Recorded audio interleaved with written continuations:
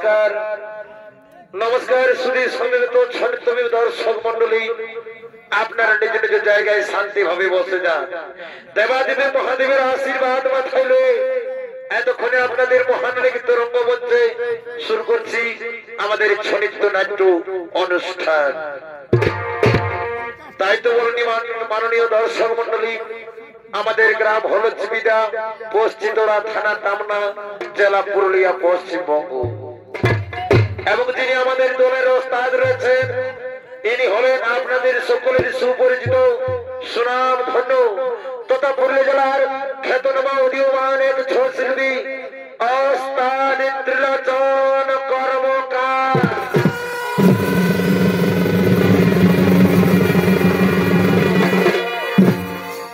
Manager পূর্ণচন্দ্র মাহাতো পরিচালনায় রয়েছেন দাসুলাল মাহাতো ও নিতাই কর্মকার এত বাদ্যযন্ত্র সহযোগিতা করেছেন অসিত সহিস অমিত সহিস রঞ্জিত কর্মকার সচিন কর্মকার ভাগ্য কালিন্দী ও সঞ্জয় কালিন্দী কেশুতে সুর দিচ্ছেন এক তরুণ সুরকার অমিত সিং সর্দার তারাপদে সহিস ভাষ্যকার সকলকে জানাই নমস্কার নমস্কার নমস্কার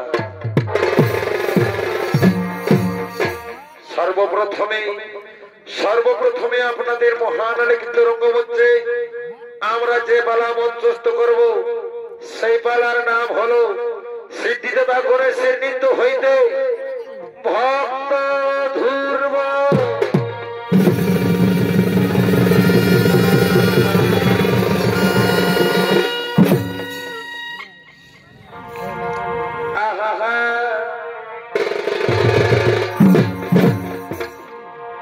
সিদ্ধিদাতা তুমি একতা ভগবান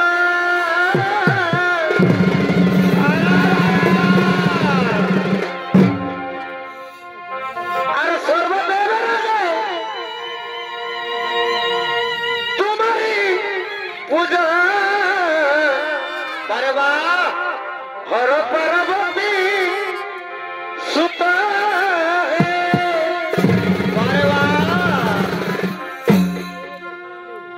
তোমার মুসিক বাহন আর ও তুমি দেব গণপতি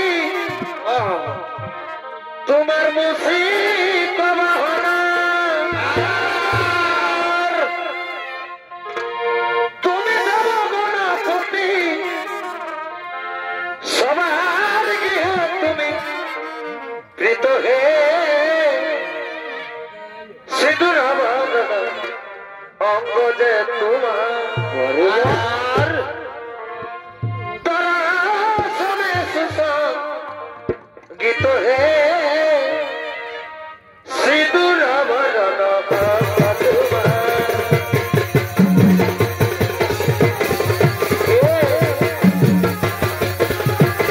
গীত হে সিঁদুর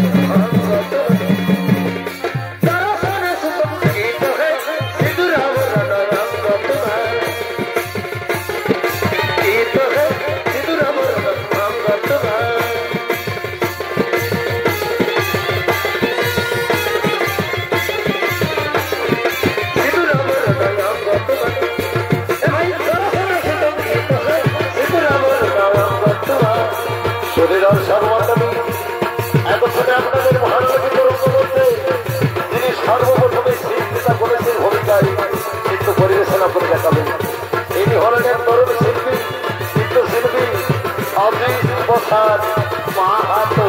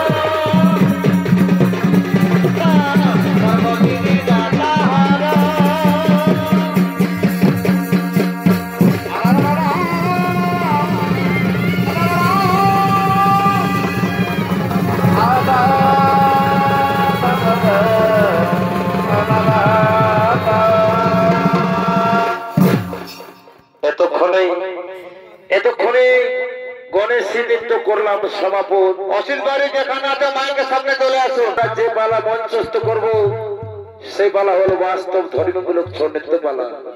তাই সেই পালা খালির নাম হলো ভক্ত ধ্রুব।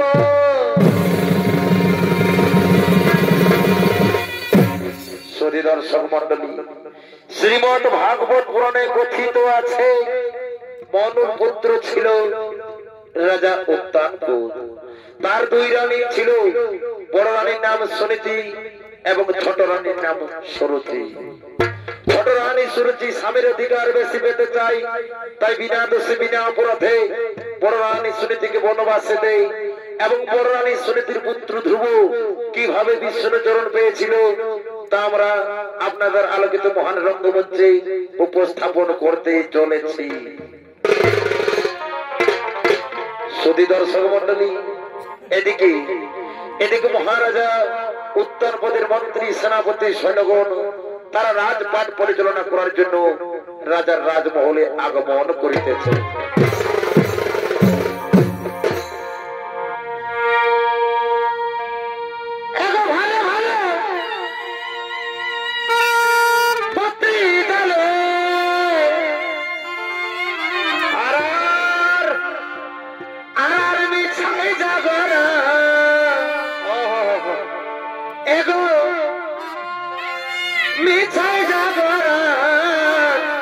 আর কি হলো ভাই?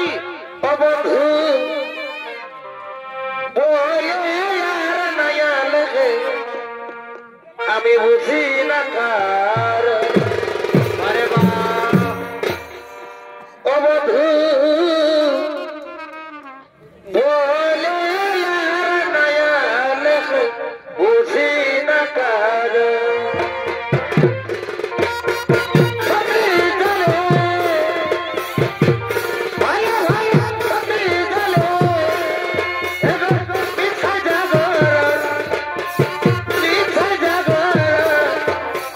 Oh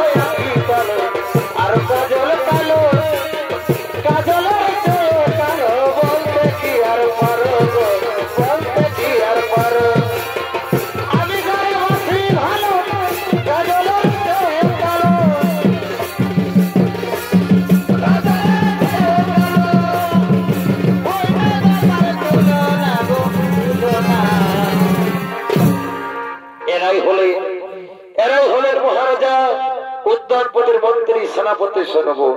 তারা রাজপাট পরিচালনা করার জন্য রাজার রাজমহলে আগমন করেছেন। আর দেখে মহারাজা উত্তাপদ তিনি তার রাজসভায় ধীরে ধীরে আগমন করিতেছে। আহা এখন করবো নাকি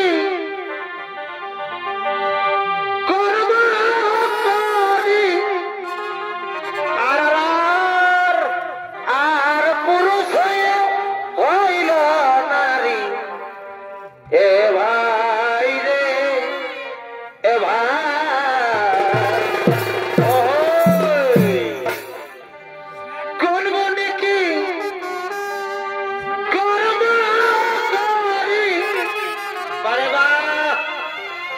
আর পুরুষ হয়ে হইল নারী।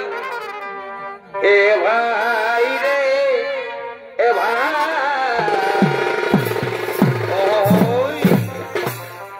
ও বল 7টি পুত্র প্রসব করি।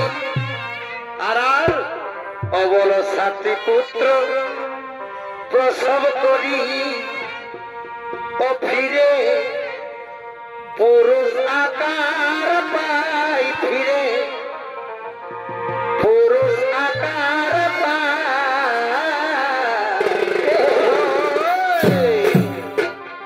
আর শাস্ত্র কথা লোকে মিছা শাস্ত্র পাওয়া। ও শাস্ত্র খুলে দেখো ভাই, শাস্ত্র পড়ে দেখো ভাই। শাস্ত্র কথা লোকে মিছা শাস্ত্র পাওয়া।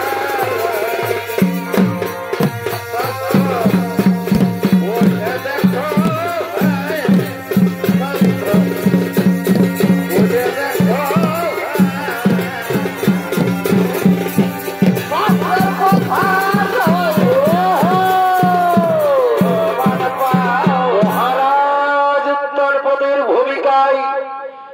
দেখো আপনাদের মহানলোকিত রূপমঞ্চে নৃত্য পরিবেশনা করে দেখাবে।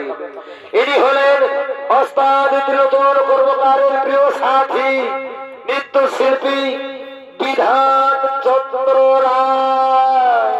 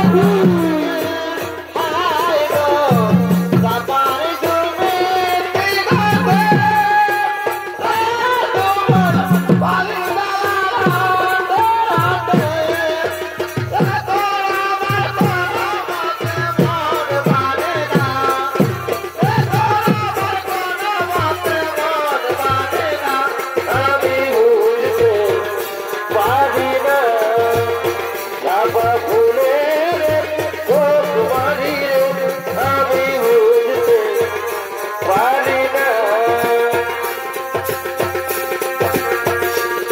গোপী চল হরি রে গোপী চল হরি চলে আনন্দ নবহর শ্যামা সুন্দর গোপী চল হরি হরি রে গোপী চল হরি চলে আনন্দ নবহর শ্যামা সুন্দর গোপী চল হরি হরি রে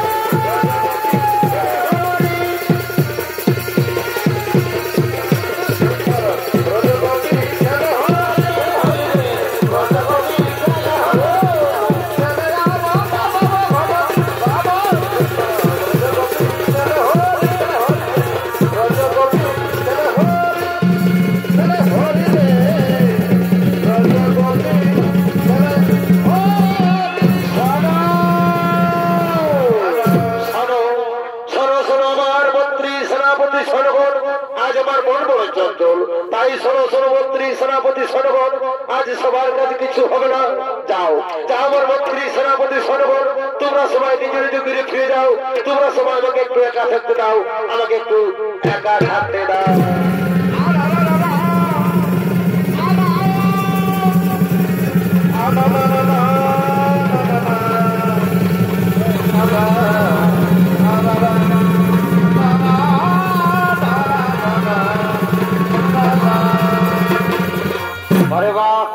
দর্শক মন্ডলী মহারাজা উত্তরপদ নিজ রাজসভায় চিন্তামগ্ন হয়ে বসে পড়লেন আর ওদিকে মহারাজার ছোট রানী সুরুচি তিনি তার সঙ্গী সাথীদের সঙ্গে লয়ে রাজমহল দিকে আগমন করিতেছে আহা ওরে না আর সহে না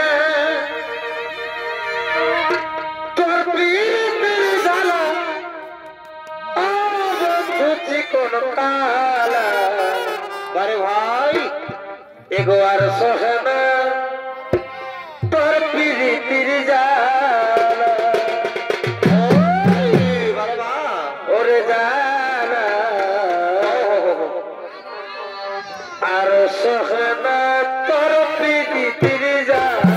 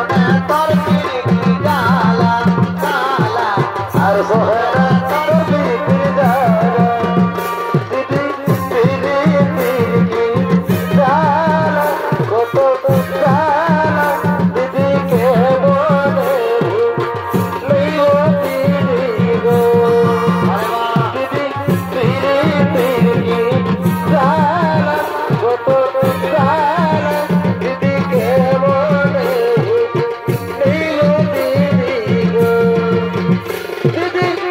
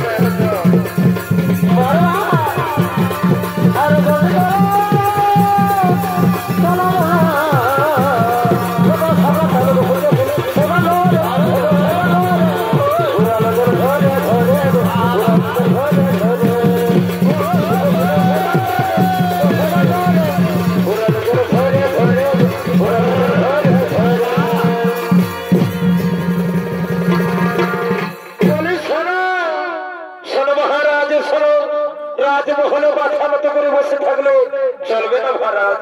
আমি যে তোমার কাছে একটি অনুরোধ জারি করতে এসেছি মহারাজ, আমি যে তোমার কাছে একটি অনুরোধ জারি করতে এসেছি।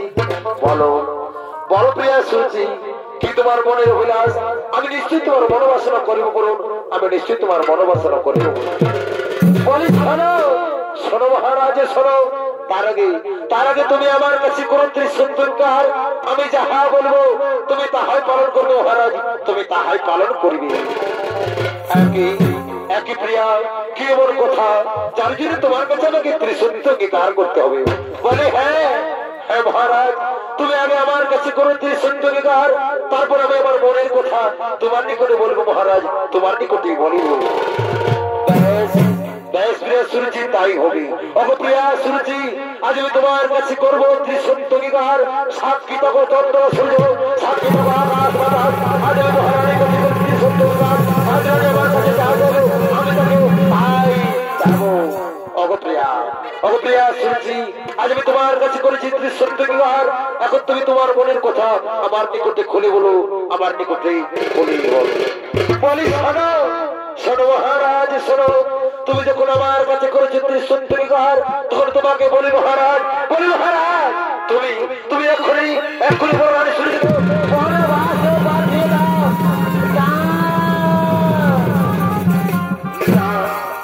না প্রিয়া না, তা হতে পারে না।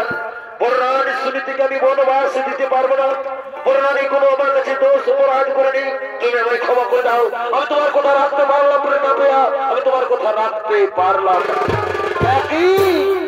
একই মহারাজ, তুমি আমার কথা লঙ্ঘন করবে, তুমি আমার কথা না রাখবে। শোনো শোনো মহারাজ শোনো, তুমি যদি আমার কথা না রাখবে আমি সেই দিকে চলে যাবো। দাঁড়াও প্রিয়া, আমি তোমার কথা যোগ করে করবো পালো, তোমার কথা না করবো লোক। ওই আমার মন্ত্রী সেনাপতি সৈন্যগণ, তোমরা কে কোথায় আছো? তোমরা সকলে কান খুলে শুনে রাখো, আমার আদেশ তোমরা বড়রানী সুনীতিকে এক্ষুনি বনবাসে পাঠিয়ে দিবে, এক্ষুনি বনবাসে পাঠিয়ে।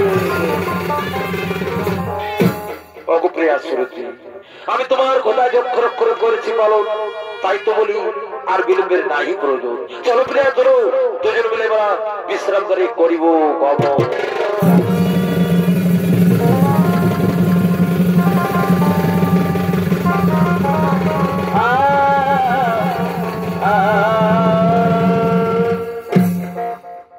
দর্শক মন্ডলী, মহারাজা তার ছোট রানীর কথা মতো বড় রানী সুনীতিকে মন্ত্রী সেনাপতিদের সাথে বনবাসে পাঠিয়ে দেয়।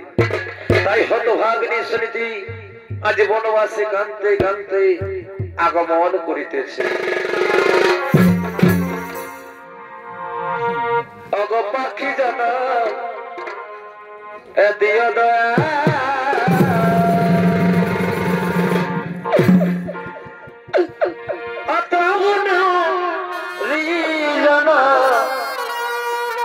অগদিয়া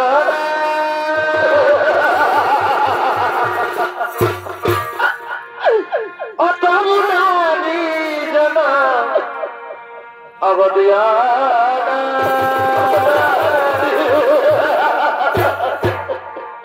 পাখি জানা দিয়া দয়া,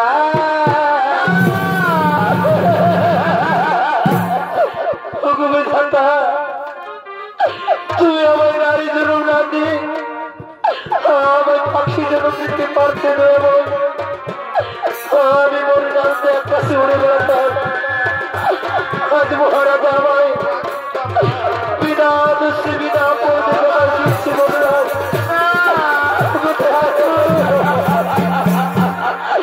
তুমি এখন আমায় বলে দাও না, আমি এখন কি করি? এই গভীর জঙ্গলে কোথায় গেলে আমি শান্তিতে বাঁচতে পারি? তুমি আমায় বলে দাও, তুমি আমায় বলে দাও।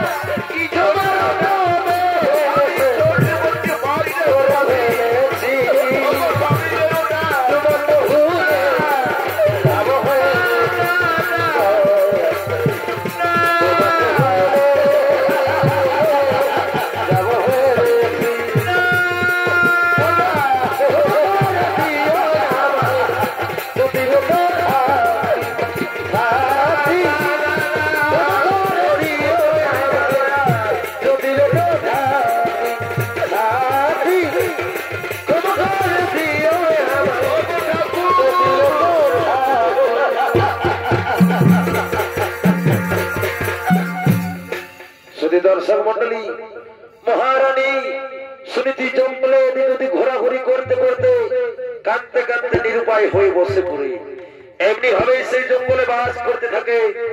দেখতে দেখতে প্রায় কয়েক বছর পার হয়ে যায়। আর ওদিকে মহারাজা উত্তরপথ তার মন্ত্রী সেনাপতিদের সঙ্গে সেই গভীর জঙ্গলে শিকার করার জন্য আগমন করিতেছে।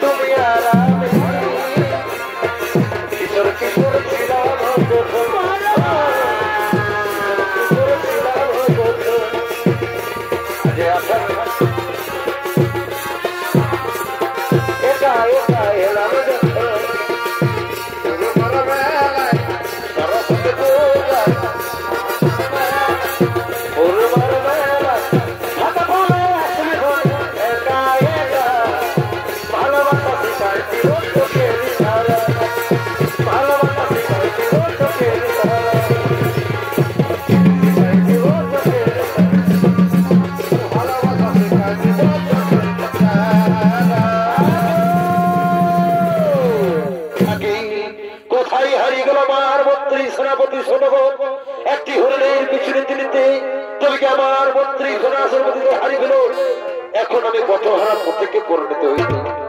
তাই তো এই গভীর জঙ্গলে এখন আমি কি করি পাই? এই গভীর জঙ্গলে তো আমি ভালোভাবে পথ ঘাট চিনি না। আমি কোথায় গেলে একটু আশ্রয় পাই, কিন্তু একই হয়তো দূরে একটি বর্ণকুটির দেখতে পাওয়া যাচ্ছে। না না না, আমি আর মনে বিলম্ব করবো না। আমি সেখানে ছুটে যাব। সেখানে ছুটে গিয়ে আজকে রাতটুকু আমি আশ্রয় নেব। কে আছো? কে আছো বর্ণকুটির ভেতরে? আমাকে আজকে রাতটুকু আশ্রয় দাও না। হ্যাঁ, কি এই গভীর জঙ্গলে কে যেন চিৎকার করে বলো, কে কোথায় আছো? আমাকে একটু আশ্রয় দাও। কিন্তু এই গভীর জঙ্গলে আমি ছাড়া অন্য কেউ বাস করো না। আমি আর বর্ণকুটির ভেতরে থাকবো না। আমি এগিয়ে যাই, গিয়ে দেখি কার কোনো বিপদ হয়েছে কিনা। কি মহারাজ, অগো মহারাজ, তুমি এই গভীর জঙ্গলে একাকিনী কি করছো মহারাজ? অগপ্রিয়া শ্রুতি, আমি আমার মন্ত্রী সেনাপতিদের সঙ্গে নয় এই গভীর জঙ্গলে শিকার করতে এসেছিলাম। একটি হরিণের বিচলিতে নিতে আমি আমার মন্ত্রী সেনাপতিদের হারিয়ে ফেলে তোমার বর্ণকুটির কাছে উপস্থিত হয়েছি। অগপ্রিয়া, আমি যে তোমার উপর করেছি অত্যাচার, বিনা দোষে বিনা অপরাধে আমি তোমাকে দিয়েছি বনবাস, তার জন্য তুমি আমাকে ক্ষমা করে দাও প্রিয়া। তুমি আমাকে ক্ষমা করে দাও। স্বামীজি, কথা বলে তুমি আমার ছোট করে দিও না। অগো স্বামী, নারীর একমাত্র ধর্মই হলো স্বামীর আদেশ পালন করা। কিন্তু আমার স্বামী দেবতা না আছে মোর রাজ সিংহাসন, না আছে মোর কুসুম সজ্জা। তাই আমি তোমাকে কোথায় বসতে দিই মহারাজ? তাই এসো মহারাজ, তুমি আমার পর্ণকুটির ভেতরে এসো। আমরা দুজন মিলে আজকে রাতটুকু এই পর্ণকুটিরে বিশ্রাম করবো।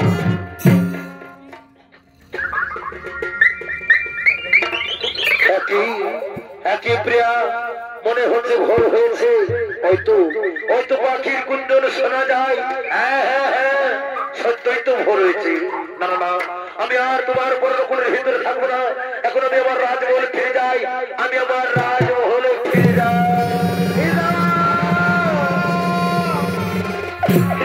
মহারাজ, মহারাজ, যাবে যদি যাও, আমি তোমাকে বাধা দেব না মহারাজ। কিন্তু তুমি কি জানো মহারাজ, আজ আমি ঋতুবতী, তাই শুভক্ষণে শুভলগ্নে তোমার সাথে হইল আমার মিলন। তাই তোমার হচ্ছে আমার গর্বে যে সন্তান জন্ম নিতে চলেছে, সেই সন্তানের উপর তিনি যার সন্তান বলে প্রমাণিত না হয়। দুঃখ করো না, দুঃখ করো না রানী, দুঃখ করো না। তোমার গর্বে যে সন্তান জন্ম নিতে চলেছে, সেই সন্তান আমার অরস্থান বলেই ঘোষিত হবে এই ভবনী মণ্ডপে। এখন আমি আসি প্রিয়া, বিদায় বিদায়।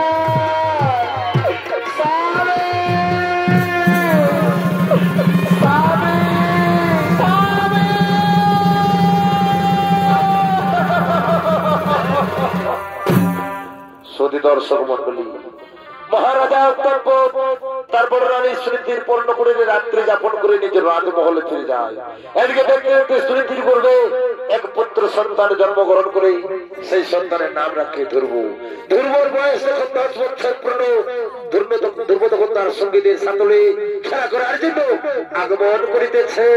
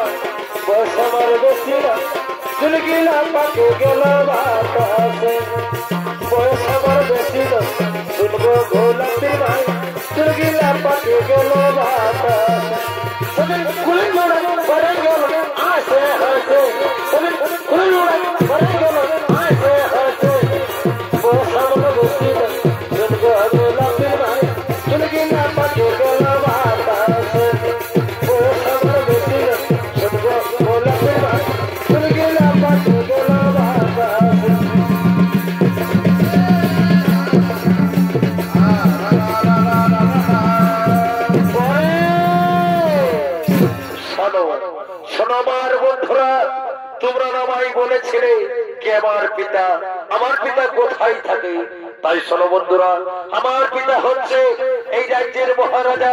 আমার পিতার নাম হলো মহারাজা উদ্যানবন। একই ওরে ধরবো, ওরে ধরবো। তোর পিতা যদি এই রাজ্যের মহারাজা হয়, তাহলে তোর মাথার পরনে ওরকম ছেঁড়া বস্ত্র কেন রে বন্ধু? ওরে বন্ধু, আর তাই যদি হয়ে থাকে, শোনে বন্ধু, আমরা সবাই মিলে তোর পিতার নিকটে যাই। চল, তোর পিতা তোকে দেখলে নিশ্চয়ই তোকে বুকে তুলে নিবে বন্ধু, নিশ্চয়ই তোকে কোলে তুলে নেবে। হ্যাঁ বন্ধু, তোমরা তো ঠিক কথাই বলেছো। তবে আর বিলম্ব নেই বন্ধু, আর বিলম্ব নয়। চলো চলো, আমরা রাজমহলে আমার পিতার কাছে চলে যা।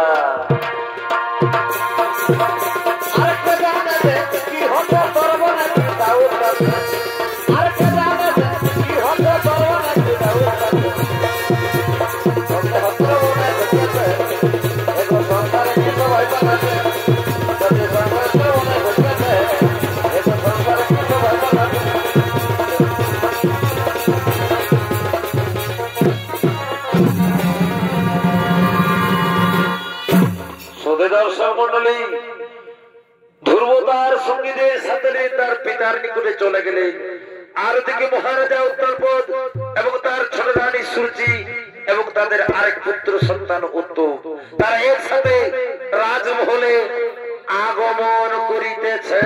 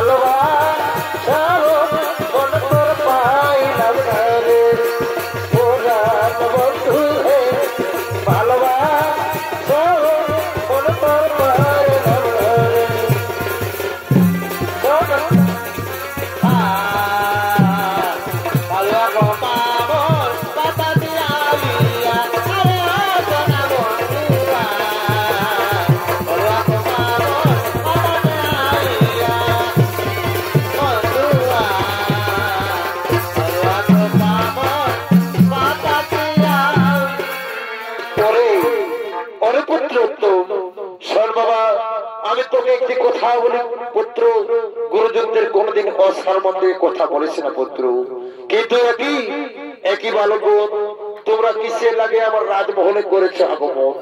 বলো বলো বালক, বলো তোমরা কিসের লাগিয়া আমার রাজমহলে আগমন করেছো? মহারাজ, ওগো মহারাজ, তুমি কি আমায় সত্যি ভুলে গেছো মহারাজ? তুমি কি আমাকে চিনতে পারছো না মহারাজ? ওরে বালক, আমি তোমাকে কেমন করে চিনবো বাবা? তুমি তোমার পিতা মাতার পরিচয় আমার কাছে বলো। মহারাজ, তুমি আমার পিতা মাতার পরিচয় জানতে চাইছো মহারাজ? ওগো মহারাজ, আমার নাম হলো হতভাগা ধ্রুব, আর আমার মাতা হলো জনম দুঃখিনী, যে কিনা জঙ্গলে বাস করে মহারাজ। আর আমার পিতার নাম হলো মহারাজ, আমার পিতার নাম হলো মহারাজা একই ধ্রুব একই কথা শোনালি বাবা তুই আমায় তোর বাবার নাম শুনেছি তার মানে তুই তো আমার প্রথম সন্তান পুত্র হরি ধ্রুব আয় বাবা আয় আমার বুকে আয় আমার সব কথা মনে পড়ে গেছে আমার বুকে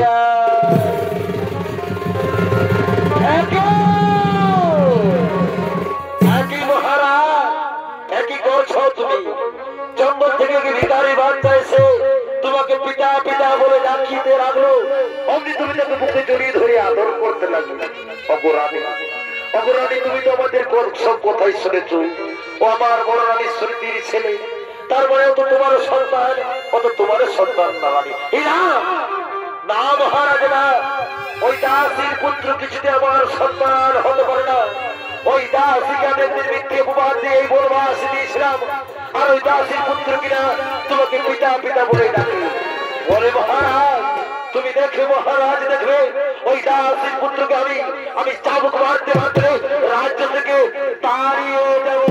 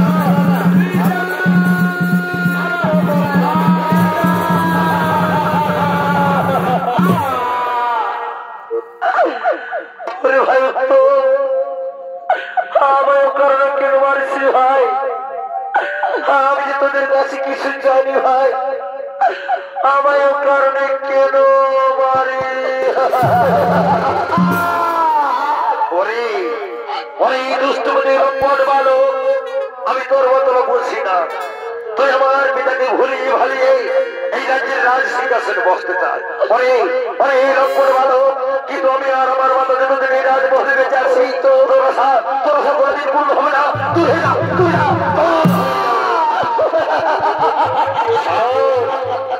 শহরের লক্ষ্য ভালো আমি তোকে পরিষ্কার জানিয়ে দিচ্ছি যদি তুই পঞ্চমলা চলে শ্রীমধুসূদনের নাম স্মরণ করে প্রাণ ত্যাগ করে আমার মায়ের গর্ভ জন্ম নিবি সেদিন রাজমহলে আসবি তাহলে ভারত আসতো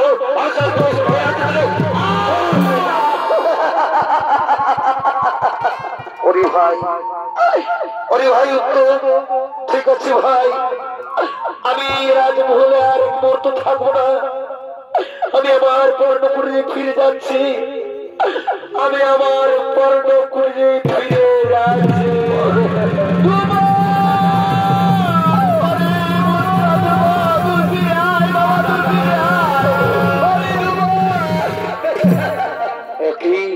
একই করলে রানী তুমি একই করলে ধ্রুবকে তুমি মারতে মারতে তাড়িয়ে দিলে কেন ব্যাস করেছি মহারাজ আমি তাকে মারতে মারতে তাড়িয়ে দিয়েছি বলে শোনো মহারাজ অনেক হয়েছে আর নয় চলো চলো বিশ্রামগারে করিব কবর বিশ্রামগারে গিয়ে আমি তোমাকে বেশ ভালো করে বলছি দেব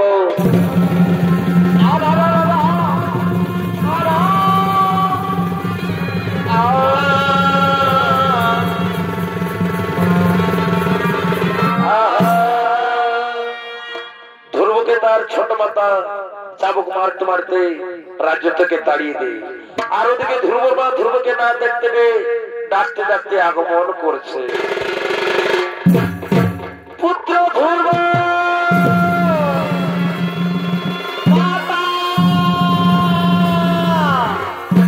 পুত্র ধ্রুব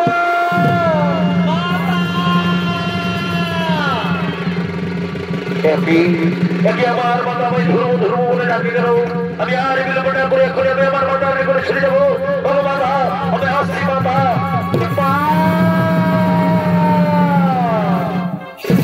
ওগো মাতা, তুমি আমায় ধরবো ধরবো বলে কেন ডাকো মাতা? এই তো মাতা, আমি তোমার সুমুখে এসেছি মাতা, বলো মাতা কেন ও কারণে তুমি আমায় ধরবো ধরবো বলে ডাকো? হরি হরি পুত্র নয়নের মনি আমার, আমি তোকে কেমন করে বুঝাই বাবা? এই যখন সংসারে তুই ছাড়া আমার আপন বলতে আর কেউ নেই পুত্র। আজ কতদিন হয়ে গেল আমি তোকে নয়নে দেখিনি পুত্র, তাই তো তোকে দেখার লাগে মনটা আমার যে বেকুল হয়ে উঠেছে বাবা। আয়না পুত্র, একটিবার আমার বুকে আয় বাবা, একটিবার আমার বুকে আয়। কিছু কি এক পুত্র তোর সারা শরীরে গ্রন্থাবকের আঘাতে দাগ কেন বাবা? বল পুত্র বল, তুই আমায় না বলে কোথায় গিয়েছিলি? আমায় না বলে কোথায় গিয়েছিলি? ওগো মাতা, ওগো আমার গর্ভধারিণী মা, আমি আমার বন্ধুদের সঙ্গে রই আমার পিতার নিকটে গেছিলাম। সেখানে পিতা আমায় কতই না আদর করে মাতা, কিন্তু কি বলবো দুঃখের কথা মা, সেই সময় ছোট মা এসে আমাকে চাবুক মারতে মারতে উত্তর করে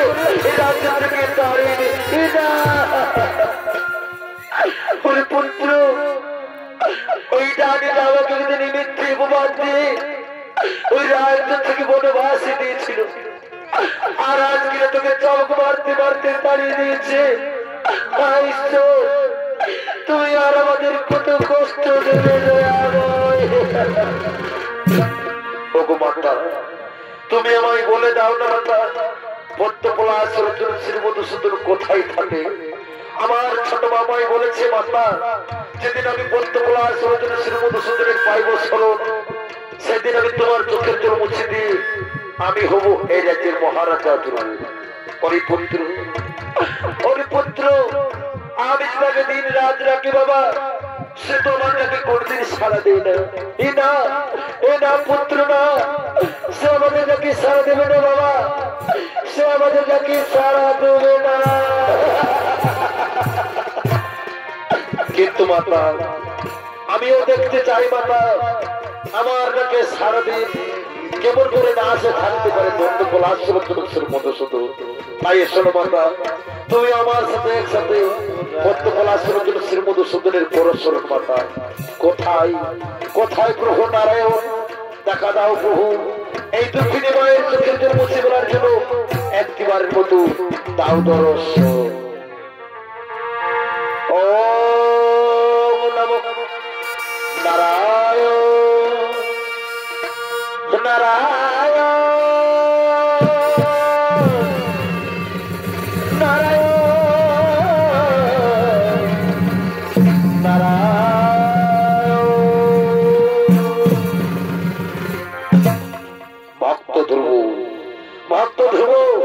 আমি তোমাদের তাকে ছাড়া দিয়ে তোমাদের সম্মুখে এসেছি ভক্ত। অটভক্ত নয়ন মিলে তাকিয়ে দেখো, এসেছেন মোর ভক্ত আচ্ছা কল্পতরু। সত্য যদি তুমি আমাদের তাকে ছাড়া দিয়ে এসে থাকো, তাহলে আমাদের শত কোটি প্রণাম করো গ্রহণ। তথাস্তু। বলো ভক্ত, কিসের লাগিয়ে আমায় অসময় করেছ স্মরণ? অগদয়াময় অগন্তর যাবি, তুমি তো সব জানো বিধাতা।